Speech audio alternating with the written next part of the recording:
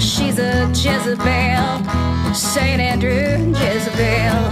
Hi, and welcome to the St. Andrews Jezebel Podcast. I'm Ashley, third generation Panama City native, singer-songwriter, and I Help People podcast. Today we have a very special guest with us. That's Mary Kay Griffith, who is a local artist specializing in pottery. I've gotten to know Mary Kay from the little village where she served me many, many beers. Along with Kelly Dyer, Mary Kay has been instrumental in bringing more art to Little Village. So a big shout out to Kelly for suggesting Mary Kay as our guest this season. In this episode, Mary Kay and I will be talking about the process of creating pottery, including the different types of kilns, and Mary Kay will share what she loves about St. Andrews. With the holiday season upon us, I'll also be sharing all the great events happening in St. Andrews this week. So sit back, relax, grab your favorite beer, and enjoy the show. Today we are here with Mary Kay Griffith. I met her at Little Village. She served me many a beer. I love it every time I see her, and I love her artwork. So, Mary Kay, how did you come to be a potter? Actually, I've been an artist, I guess, a lot of my life. I grew up around artists in my family. My mom was an artist, a painter, and one of my brothers, Dan, is an artist, also a painter. So I was around it my whole life. And throughout school and after, I experimented in all forms of art, from painting, sketching, photography, jewelry making. And about 3 years ago, a friend of mine invited me to the Panama City Center for the Arts pottery studio. She was an instructor there, and I had no idea that studio existed. And I was just hooked, and the rest is, I just love it. It's my calming, that's my zen and creative outlet. And I like to create, using nature as inspiration and the organic look and feel of the pottery, because I do hand building with slabs. So, yeah, I have owe it all to my friend Sarah and my family and all my other art teachers in the past. That's amazing. And for those of us unfamiliar with that term, what does hand building mean? There's two types of making pottery. There's wheel throwing, where it's on the wheel, like from the movie Ghost, They're building the pots on that. And hand building, there are 3 different techniques: doing pinch pots, rolling coils and building up a form, or rolling out slabs and creating forms from that. And I prefer rolling slabs and making whatever comes, I could set out to make a mug or a bowl, and it changes form as the clay as I'm working with the clay, and I just kind of listen to the clay, and it directs me sometimes. I would imagine that whether you do pottery via slabs or with a wheel, it can be quite a meditative process. Oh, yes, it is. I have practiced on the wheel before, and I just prefer the hand building, but yeah, the wheel is very, it's relaxing. It's going around, and you're concentrating on what you're doing. So it is. It's very beneficial to your health, I think, anybody's, to broaden their horizons and just be at peace and calmness. I love the rustic look of pottery. I love how it's perfectly imperfect all at the same time, and that it is pretty obvious that it's made by a human. You can see impressions of the fingers and how their hand shaped whatever the piece may be. And I love the selection of colors that different potters use. What are some of your favorite colors to use? I like to use combinations of glazes that create different colors and effects. One of my favorite ones is black color called obsidian, layered under a color called seaweed.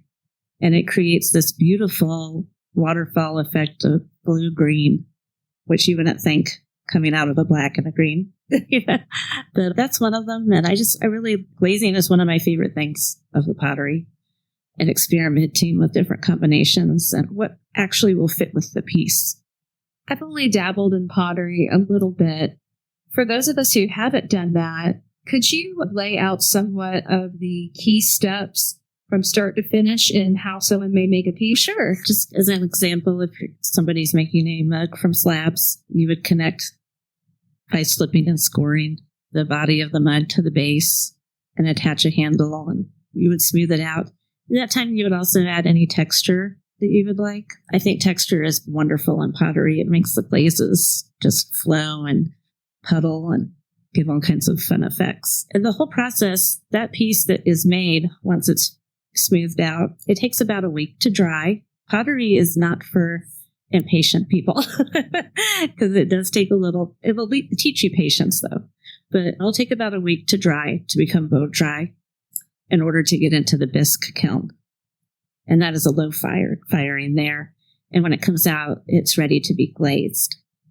And so then after that, it goes to a much higher firing. Those firings can take a day or two to actually, get heated up and cooled down enough. So, it can take a good couple weeks to finish a piece from start to finish.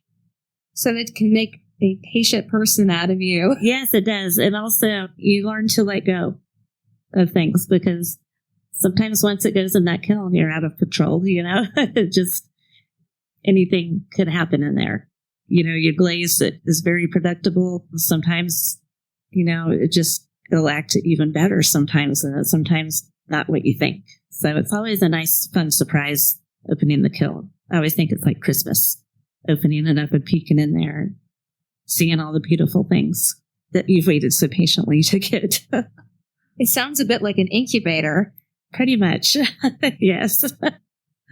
Yeah. And so typically, how long do you spend on pieces personally? It's hard to gauge that. It depends on the piece, what kind of mood I'm in that day. If I feel like I need, just to linger and be a little more meditative in my happy place at the studio, it just depends. Yeah, I could spend mug anywhere from 20 to 40 minutes, maybe. But then you have to, in a day or two, come back. So it's, hardened up a little bit, clean it up. So it's an ongoing kind of process. Absolutely. And so what's the most important thing that you think the public should understand when they are in the mindset of purchasing handmade goods? That's a great question. With any handmade art, whether it's painting or jewelry, it is a unique, one-of-a-kind piece. And it's not something that's factory made. Local artists put their talent that they've learned and their blood, sweat, and tears over the years. They put their heart into that work. So if they pick up, a vase that's $75, I'm just pulling that out. That's a pretty fair thing. That artist, from the time they held a marker in their hand in kindergarten, it's built up over the years. And so it's really hard to put a price on that. And I've been at festivals and fairs where I've heard, parents telling their children, oh, we'll just go to Target, get those earrings, and you just can't find that. You can't. It's just, it's unique, one of a kind things and talent. And this talent is I feel so blessed to have moved here. And the local talent here, music-wise and art-wise, is just so inspiring. And it's really coming full circle since the hurricane. I love seeing all the art popping up around St. Andrews and downtown. It's a great community. It really is. And you're in a wonderful spot at Little Village. Oh, yeah. You and Kelly and others are doing a wonderful thing by facilitating art. And we'll have even more artists spread out through the village property. It's really nice. We had a great turnout. People liked seeing the behind the scenes. People don't really go into artist studios to see what goes on, which would also help them understand why something is priced. That way if they were actually in a studio watching. So it was really beneficial for the community, I think, to host something like that event at Little Village. For sure. And I'd hope to see more of that because like you said, once a person who is not already artistically inclined sees the process and sees that it takes hours and it takes, sometimes blood, sweat, and tears to create that piece, they gain more of an appreciation in that the price point isn't an indication of, oh, this might have taken me, say, 8 hours this time. It's the years and years and years and years that it led up to being able to actually do that in, say, 8 hours or whatever. Exactly. Yes. Yes. The tip of the iceberg. It is. It's an ongoing learning process for any artist.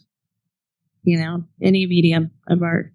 We're always learning and taking in new things. And I'm just happy to be a part of helping the community, be aware of what's going on in the community. And also at Little Village, we have local artists that could sign there. And we're up to 20 artists we house in Little Village. So we're really happy about that. And, visitors and regulars that come in, they're very happy to see the local art in our store there. That is amazing. So if there is an artist out there and they're interested in seeing if they fit into what Little Village is trying to do, who do they need to talk to, and what does that process typically look like? They would contact me at Little Village, and I would sit and talk with them and take a look at their work, take some pictures, and then I would share it with the owners, and the three of us decide. And Little Village has gone through a shift. Justin has moved into ownership, and I think that's just wonderful. We played there, the 4th Street Band. We played there during Halloween. Yeah. And we had a great time. That was fun. Yes, Justin and Karen, Sandy did a great job building up Little Village. It's just an iconic, great little gym back there. And we still get people coming in that are locals that didn't know it was there, and they just happened upon it. And Kieran and Justin have done a great job in the transition, and they're also very much into promoting the local arts. Yes, we need those people. Yes. We need more and more of those folks. I appreciate them so much. You have your pieces on Etsy or anywhere online where folks can purchase them, and do you take commissions? I do. I do custom designs. If somebody wanted something, I'll be glad to work with somebody. I do not have an Etsy. I currently sell my pieces in Little Village. And I also have some downtown on Harrison Avenue in Baywitch. Oh, wow.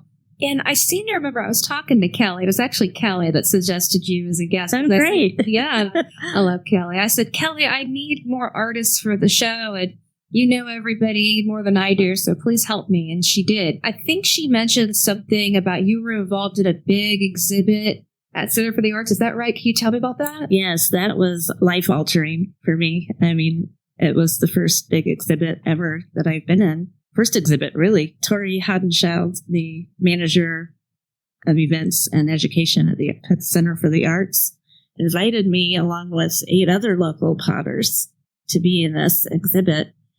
And we had 2 prompts that we had to do that were required to be in it. One was joy and one was raw. So it kind of made me go out of my comfort zone and think outside the box about, feelings and something that would correlate with those. And we didn't know what to expect walking into the gallery before on the opening night. And Tori and Jason Kretzer worked their butts off putting this together in the main gallery. And it was absolutely beautiful and surreal and magical. I had a piece that needed to be hung from the ceiling, an installation called Chasing Rabbits, based on Alice in Wonderland. So I had some pieces hanging from there, like the teapot and cup, Queen of Hearts cards, things like that. And I had made a large Mad Hatter hat. It was just so fun. Just a great experience that I'll never forget. And being alongside other potters, where I'll start with clay, and then it's so interesting and exciting to see the different interpretations and things that people make out of the same medium. I'm sorry, I missed that. Is that still up, or is it? No, it transitioned. It started in July and went through all the way through August. And I'm hoping they have another one this coming summer. I would love to participate in that again. That would be awesome. And there's the Florida folk community as well. I just went to a music festival at Barberville, which is a pioneer settlement in Central Florida. And they've been having this jamboree for 46 years. And while I was there, I got to meet all kinds of different artisans. And some of those that were among them were potters. So you would probably enjoy that. I would. I've not heard of that. Yes. I'll look into that information. Yeah. I would love that. Yes. Yes. I went with some friends last spring. We went up to Holly, Florida. I guess it's past Navarre. Holly Navarre? Yes. And we went to, it's called the Kiln Walk. I guess they have a wood burning kiln. They do it once a year. And you stand in line as they're unloading the kiln and pass the pieces down to lay on the tables. And then you have a choice to buy the pieces from the artist. So it was really exciting to be a part of that. I've never seen a wood kiln, in my life. So it was very interesting to see that. I meant to ask you about kilns. I really don't know much about them. I used to substitute teach at Mosley, where they have a ceramics program.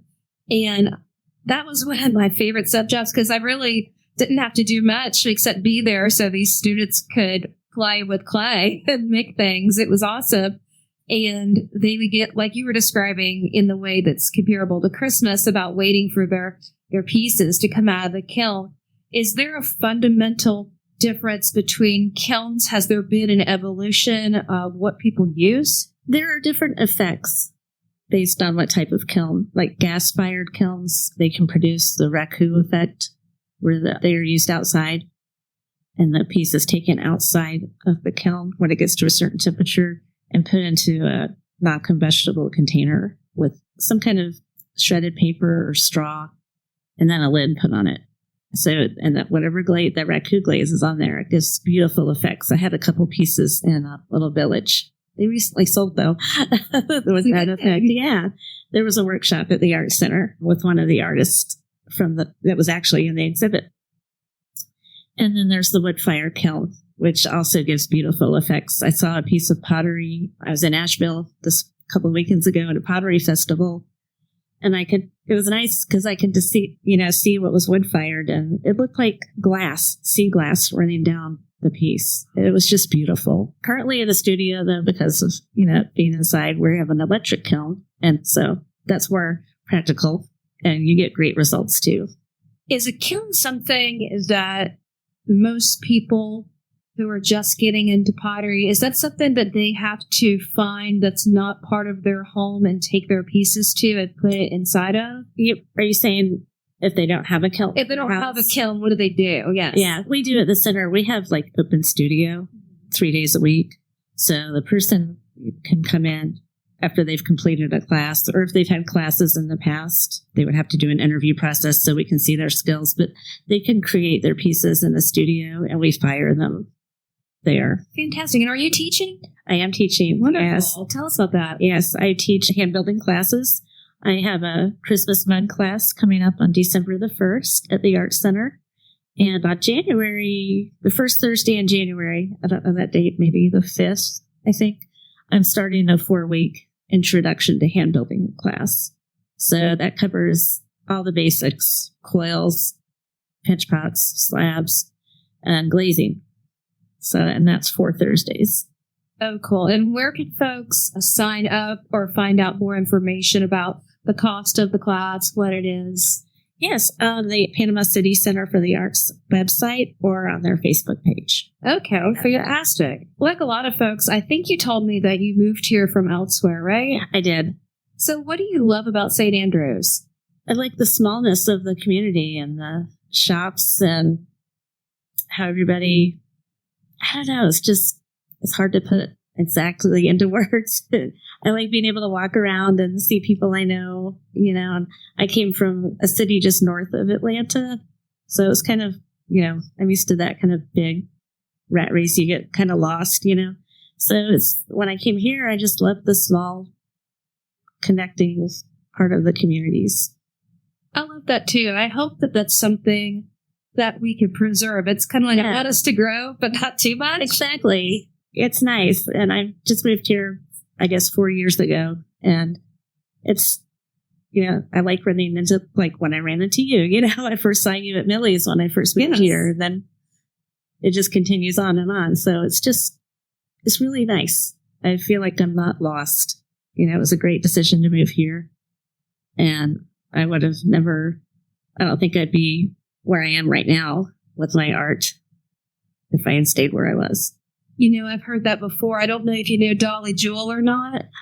She also spent some time in Atlanta, and that's essentially what she said, was that they can be territorial. Absolutely. Up there with their art. And here, it's so much of a community, and it's shared. For the most part, at least from what I could see from the outside, it doesn't appear to be too greedy. It really is not. I see artists supporting each other, and, whether it's, a compliment or, hey, I'll give you a ride over to this studio or whatever, I think everybody's very wanting to help each other. Absolutely. for the good of the community. And how would you like to see St. Andrews grow? I would like to see more arts coming in there. I know Area.Stay is doing a great job, and I understand they're open 2 days a week now.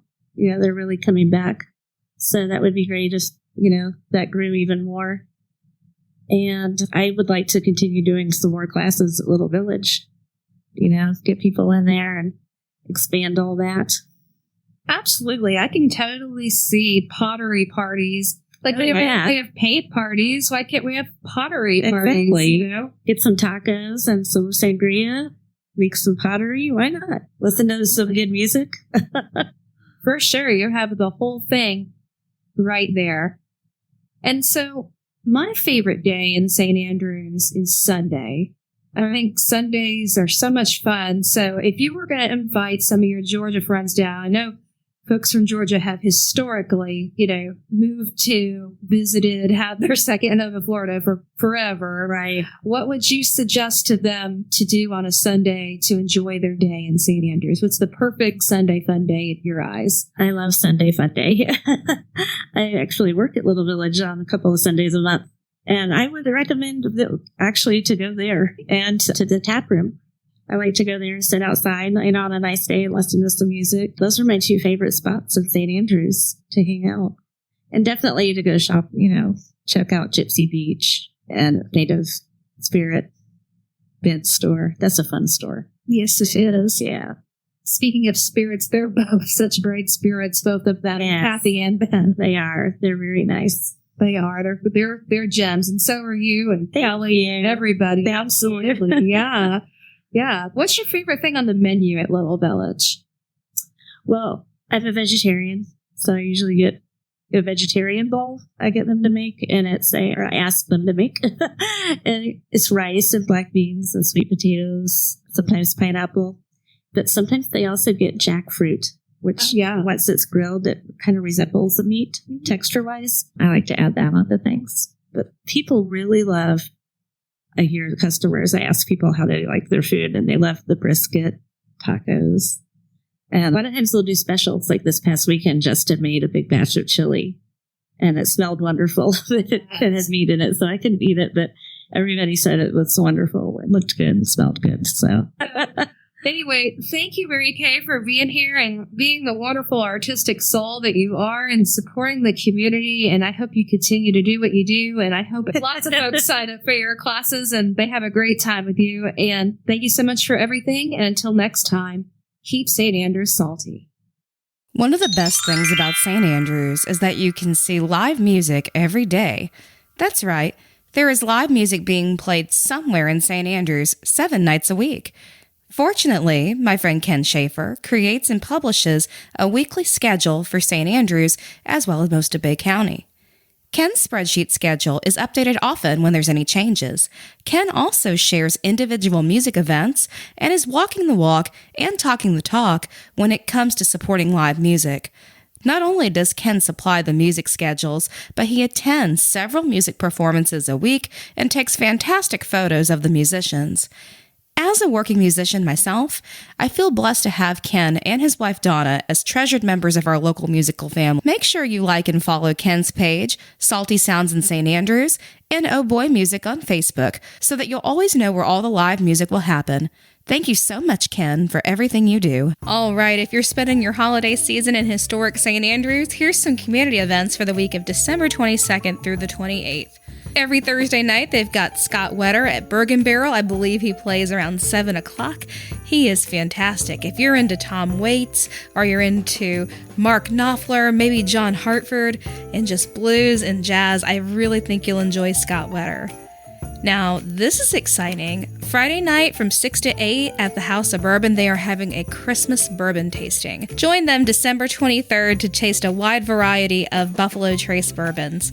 Tickets are $30 a person. The event is from 8 to midnight. All right, and then Sunday is Christmas. Merry Christmas to those who celebrate. I hope you enjoy a wonderful Christmas with your family and friends. For your Monday, there's Monday Night Little Fest at the Taproom. That's from 6 to 9. This is a weekly showcase of different musicians. Sometimes they're singer-songwriters, sometimes they're cover artists. There's a different host each week. You really never know what you're going to see until you're there. So go gather up your friends, drink some beers, and enjoy some music at the Taproom this Monday from 6 to 9. Tuesday, if you're brave enough to go out in the cold, visit one of the free little libraries and exchange a book or CD. There are free little libraries by the Panama City Printing Museum, and there's also one by Los Antijitos. Wednesday, again, if you're brave enough to get out in that cold, go have lunch at Thai Basil. They have the most wonderful curry in town, and that is sure to warm you up. That's all the community events I've got for this week. Tune in next week for more. Thanks for being on the show, Mary Kay. It was a pleasure to have you as our guest and hear about your work in the art world. We hope our listeners have gained some value and insights from your perspective. As the holiday season approaches, I want to take a moment to thank all our listeners for tuning in and supporting the show. I hope you have a safe holiday season filled with lots of love and joy. Before I sign off, I want to encourage my listeners to continue supporting and engaging through your local community, whether it's volunteering, supporting local businesses, or simply being a good neighbor. Every little bit helps to create a strong and supportive community. Thank you again for listening, and I look forward to bringing you more great guests and content into the new year. Happy holidays from the St. Andrews Jezebel Podcast, and until next time, keep St. Andrews salty.